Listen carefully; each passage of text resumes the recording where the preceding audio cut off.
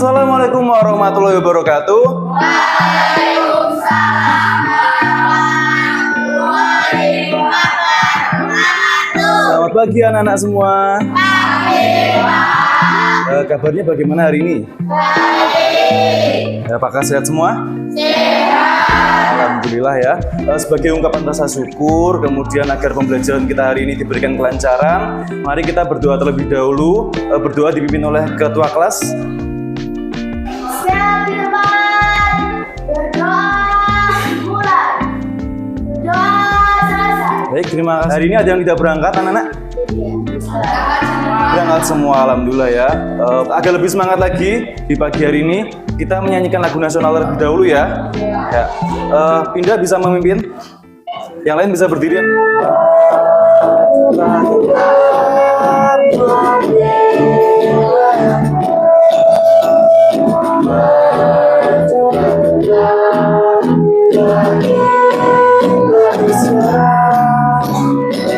Baik, luar biasa sekali kalian semangatnya. Oh, bertemu Bapak ini artinya kita sedang pelajaran apa? PPKN. Kita punya slogan kelas PPKN, masih ingat?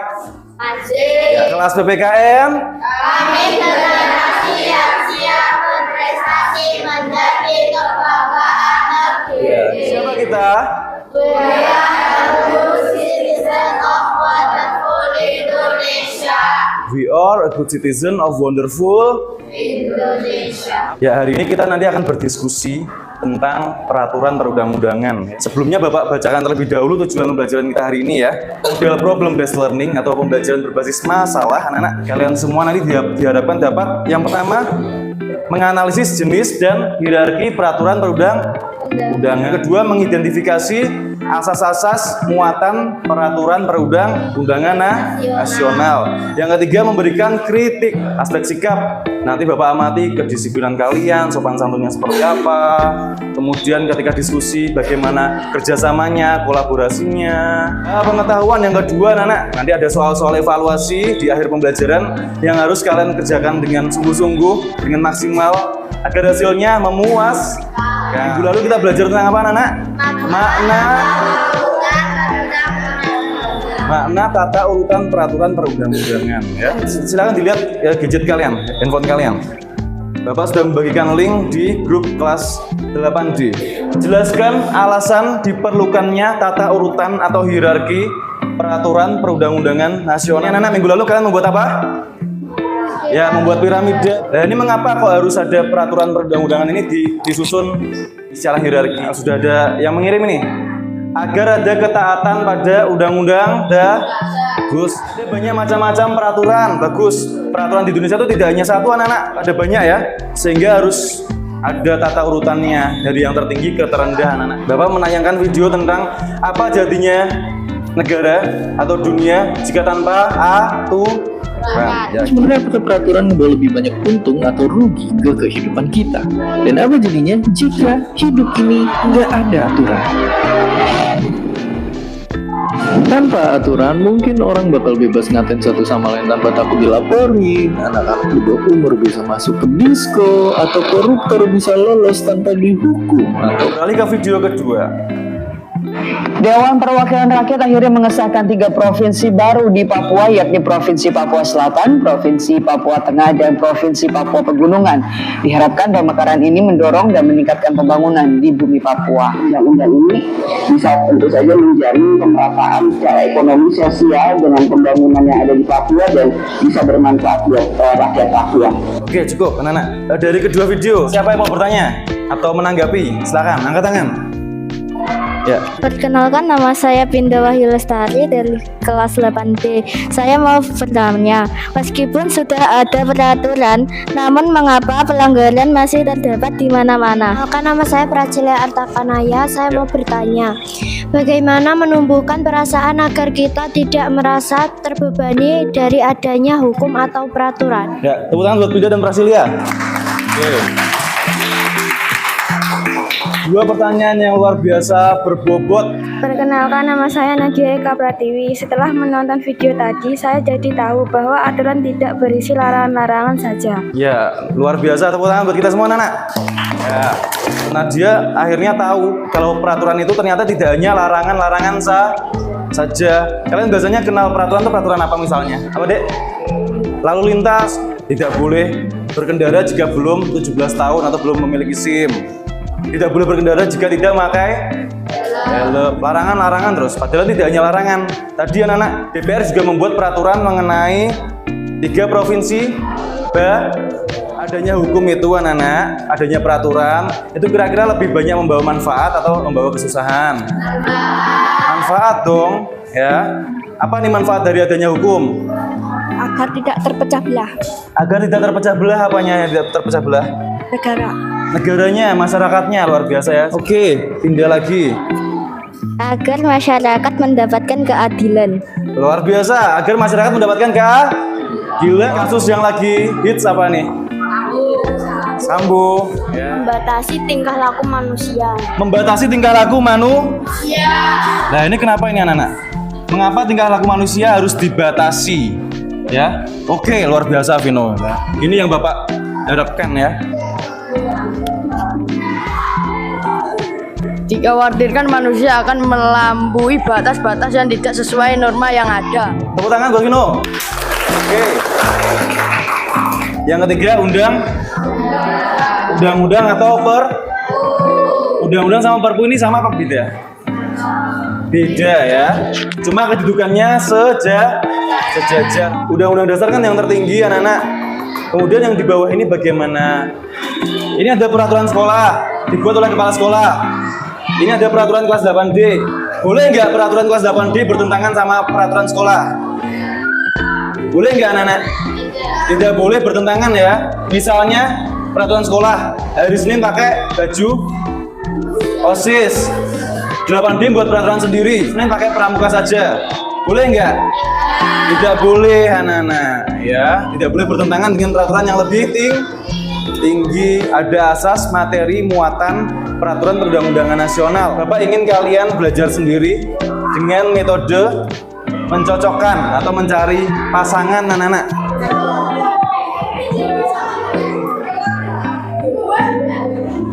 Yang sudah bisa ke depan. Pedoman adalah bahwa setiap materi muatan peraturan perundang-undangan harus berfungsi memberikan perlindungan untuk Tepuk tangan buat Levian dan Naira, anak-anak. Setiap materi muatan peraturan perundang-undangan harus mencerminkan perlindungan dan kehormatan hak asasi. Buat Gali, Virginia, dan Carel. Kita akan diskusi macam-macam peraturan di Indonesia ya. Kita akan cek peraturan-peraturan nyata dari ke-8 jenis peraturan perundang-undangan anak-anak. Kita akan cek ini. Contoh nyata dari ketetapan MPR itu apa? Contoh nyata dari undang-undang itu apa?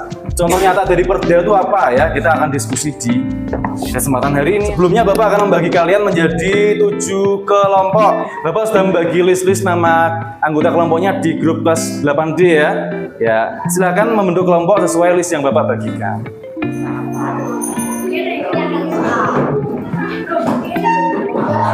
Kelompok 1 mana? Kelompok 1. Oke, situ. Kelompok 2 di mana? Ini bagus. Kelompok 3. Ya, bagus. Tik. Apa itu? Ada Perpres tentang kewenangan negara kuasai 11 bahan pokok. Ada Perda Blora. Blora punya perda yang namanya Perda Pesantren. Ada PP. Apa itu PP? Peraturan Pemerintah. Nah ini tentang kewajiban TV beralih dari analog ke digital. Siapa yang TV-nya tiba-tiba tidak bisa nyala lagi? Ya. Kelompok 1 tadi mana ya? Kelompok 2 mana? Kelompok 3 mana? Yang pertama, identifikasikan berbagai macam jenis peraturan perundang-undangan berdasarkan artikel yang guru bagikan. Buatlah sebuah slide. Apa itu slide? Presentasi dengan ketentuan slide 1 judul, kemudian tulis nama anggota kelompoknya itu ya. Slide kedua isi peraturannya, dijelaskan poin-poin singkat dari peraturan tersebut ya. Dibaca ya dengan sungguh-sungguh.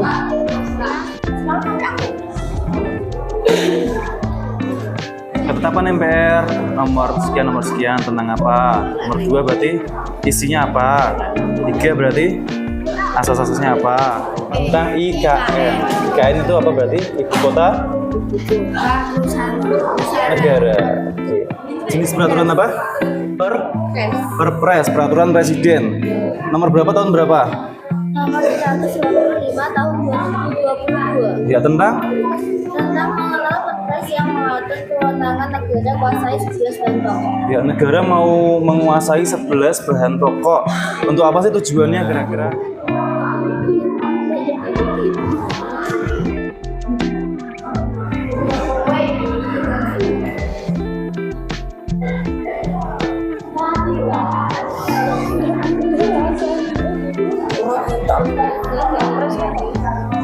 MPRS nomor 251966 tentang pembubaran Partai Komunis Indonesia sebagai organisasi terlarang di seluruh wilayah negara. Asas pengayoman berfungsi memberikan perlindungan untuk menciptakan ketentraman masyarakat. Sangat penting sebagai upaya mengingatkan pentingnya ideologi Pancasila yang pernah hendak diganti oleh komunis. Silakan yang mau bertanya siapa? Angkat tangan. Apa yang menjadi latar belakang dari pembubaran PKI? Oke. Saat ini TAP MPR masih dibuat. Apakah saat ini TAP MPR masih dibuat? Tidak, tetap TAP MPR dibuat saat MPR masih menjadi lembaga negara tertinggi. Sekarang sudah diubah UUD-nya dan MPR tidak lagi menjadi lembaga negara tertinggi. Luar biasa sekali penampilan dari kelompok 1 anak-anak. Beri aplaus bersama-sama. Isi peraturan revisi Undang-Undang Pemilu secara cepat karena ada daerah otonomi baru di Papua. Undang-undang yang lama mengatur pemilu hanya pada 34 provinsi.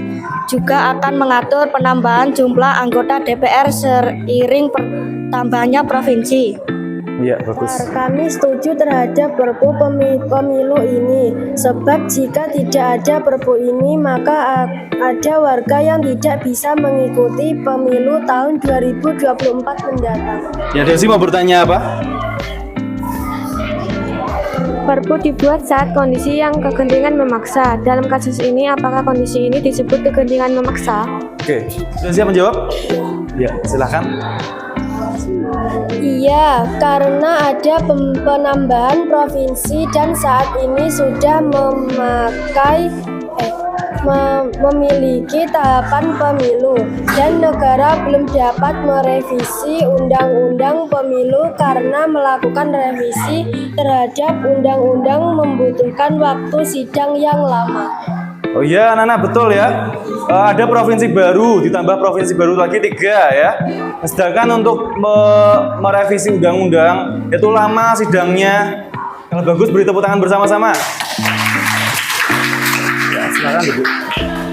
Isi peraturan Perda nomor 11 tahun 2019 terdapat 9 sasaran yang mesti dilakukan untuk mewujudkan Jawa Tengah sebagai provinsi yang cerdas, antara lain pelayanan publik yang mudah, murah, cepat, dan tuntas, serta lingkungan tempat tinggal yang layak, nyaman, dan efisien. Perda provinsi dibuat oleh gubernur dan DPRD provinsi. Oke. Nama saya Neradinda Ramadhani. Saya ingin bertanya, bagaimana cara Jateng segera jadi provinsi cerdas pertama? Jateng mencakup beberapa layanan seperti layanan sosial cerdas, perekonomian cerdas, dan lingkungan cerdas. Layanan sosial cerdas terdiri atas layanan pemerintahan, pendidikan, kesehatan, keamanan, serta kebencanaan. Peraturan Pemerintah Nomor 46 Tahun 2021 tentang pos telekomunikasi dan penyiaran yang mewajibkan televisi beralih dari analog ke digital paling lambat November 2022. Jika tidak beralih ke digital sehingga batas waktu ditentukan, maka izin stasiun akan dicabut. Kenapa warga Indonesia harus menggunakan TV digital? Kenapa tidak boleh menggunakan TV yang belum digital? Banyak warga yang tidak bisa menonton TV dikarenakan tidak mampu membeli TV digital. Jelaskan pendapatmu. Oke, luar biasa sekali. Karena agar publik mendapatkan penyiaran yang berkualitas, siaran digital menawarkan gambar dan suara yang lebih bersih dan jernih dibandingkan siaran analog. Kominfo memang sudah membuat program memberikan STB kepada masyarakat kurang mampu. Beri tepuk tangan buat kelompok 4. Silakan kembali. Luar biasa semua. Bapak tadi analisis juga benar semua jawaban-jawaban dari diskusi LKPD maupun pertanyaan yang kalian jawab dari temannya seperti itu ya. Baik, kita simpulkan yuk pembelajaran kita hari ini. Siapa yang mau menyimpulkan pembelajaran kita hari ini? Oke. Hari ini kita belajar asas-asas peraturan hingga jenis-jenis peraturan. Kita jadi tahu bahwa peraturan di negara Indonesia itu beragam sehingga wawasan kita tentang hukum meningkat. Oke, tepuk tangan anak-anak. Ya. Peraturan memiliki isi asas maknanya masing-masing, semuanya itu berfungsi untuk mengatur Indonesia agar lebih baik. Ya, betul sekali anak-anak. Tepuk tangan buat kita semua. Terima kasih yang sudah menyimpulkan pembelajaran anak-anak. Betul sekali ya. Tadi kita belajar macam-macam peraturan nyata dari TAP MPR sampai Perda anak-anak. Sehingga Bapak harapkan wawasan kalian mengenai hukum, wawasan kalian mengenai peraturan perundang-undangan itu meningkat sehingga kalian bisa berkontribusi untuk negara dengan lebih komitmen untuk menaati peraturan perundang-undangan. Sekarang Bapak adakan evaluasi anak-anak. Silakan dicek grup kelas kalian. Bapak membagikan sebuah link evaluasi atau post test hari ini.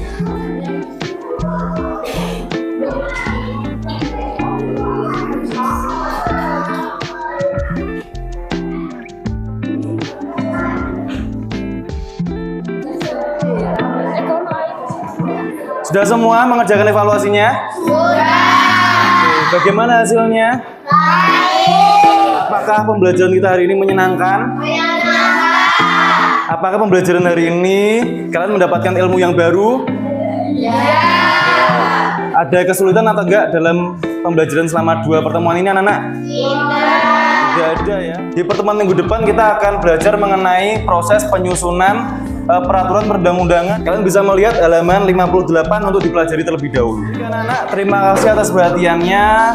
Demikian pembelajaran kita hari ini. Kita jumpa lagi minggu depan dengan semangat yang baru ya. Tetap jaga kesehatannya, tetap semangat dalam belajar. Sampai jumpa minggu depan. Wassalamualaikum warahmatullahi wabarakatuh. Waalaikumsalam warahmatullahi wabarakatuh.